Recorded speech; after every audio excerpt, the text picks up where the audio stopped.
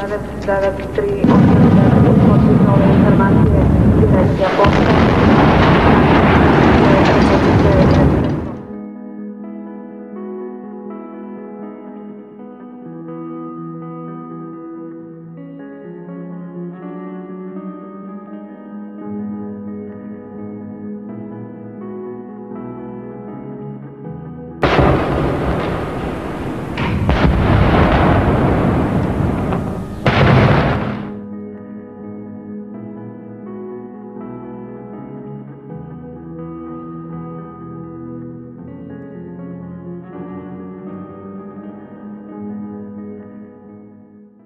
Você começa a ver as casas já sem telhado.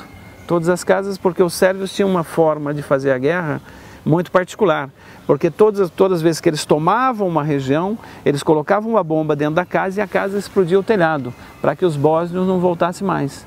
Então a população foi sendo expulsa. Porque como era uma guerra de rapina, eles precisavam deixar o território. Então, por exemplo, as fábricas que eles roubavam, as fábricas que eles do território que eles dominavam, eles não destruíam uma fábrica, eles roubavam as máquinas e levavam as máquinas para a Sérvia. Participei de um comboio de ajuda operária bósnia, um comboio que juntou vários caminhões e que tinha militantes levando esses alimentos até a Bósnia de vários países do mundo, como da Inglaterra, da Espanha, da Bélgica, da França, de vários países. E aqui do Brasil ou da América Latina tinha eu.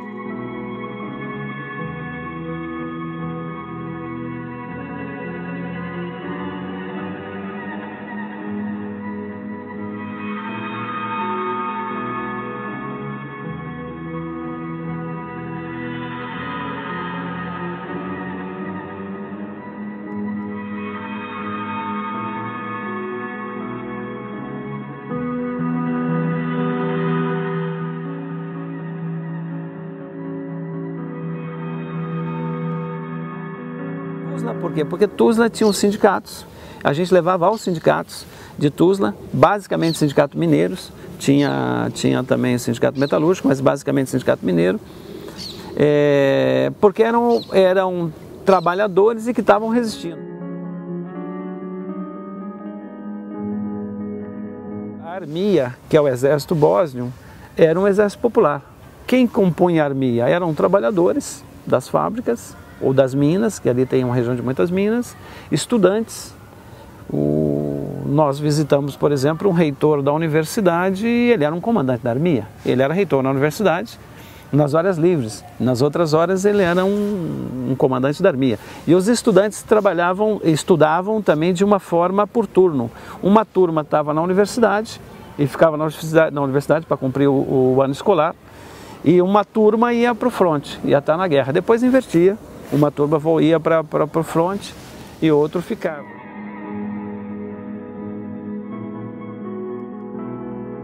Me lembro de um soldado da Armia com quem a gente...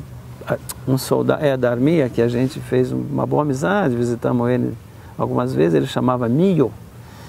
Esse era o nome dele, e ele falava que eu era uma lenda bósnia, que era uma lenda, porque onde já se viu o que o brasileiro está fazendo naquela situação ali. E conhecem todo o futebol, essa história toda do Brasil, né, que o Brasil tem no mundo todo. E ele vivia uma situação muito particular, porque o Mio já era uma pessoa de meia idade, uns 40 e poucos anos, e ele estava no exército da Armia, que é o exército bósnio. E a mulher dele, como os casamentos eram mistos, porque não tinha essa divisão, então a mulher dele era sérvia. E quando a guerra começa, ele fica, mas ela vai para a Sérvia. Ela vai para a Sérvia com seus familiares e ela leva os 2 filhos dele. São 2 filhos homens e que naquele momento já estavam em idade militar. Então ele dizia o seguinte: eles estão em idade militar, os sérvios estão recrutando, todos os homens têm que entrar no exército. Então quando eu estou dando tiro para o outro lado, eu não sei se o meu filho está lá.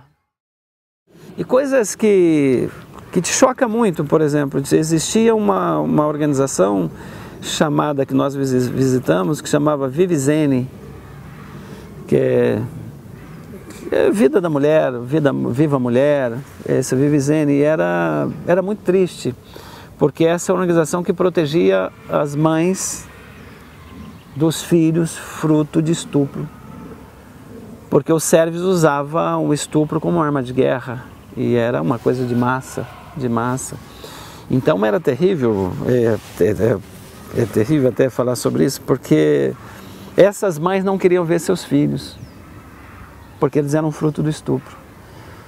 E mais do que isso, aquele cara que o pai daquela criança tinha matado seu pai, tinha matado seus irmãos, tinha matado a família dela, e tinha deixado ela e tinha estuprado. Então ela não queria ver os filhos. Então era uma coisa, a visita a esse lugar era uma coisa difícil, era difícil isso, porque é duro, né? Saber umas coisas dessas, e a guerra traz esse tipo de coisa.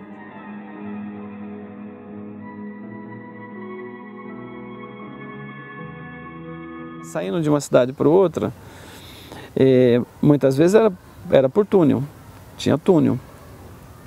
E o túnel era minado, não no solo, mas no teto. O teto do túnel estava minado, mas não estava minado pelos sérvios, era minado pelos próprios bósnios, porque a cidade era cercada de morros. Se por acaso tivesse uma tentativa de invasão sérvia, a ideia era explodir o túnel, que dificultava que o exército pudesse chegar.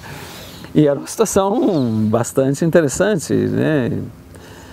Porque como o solo era cheio de buraco, e o caminhão grande, cheio, então uma roda caía no buraco, então o caminhão se levantava, se ele se levantava de um lado do outro, ou seja, se ele batesse no teto, o túnel explodia. Mas tudo isso era calculado, pelo menos um pouco de cálculo aí e estamos falando de túnel não muito grande, né? São túneis pequenos.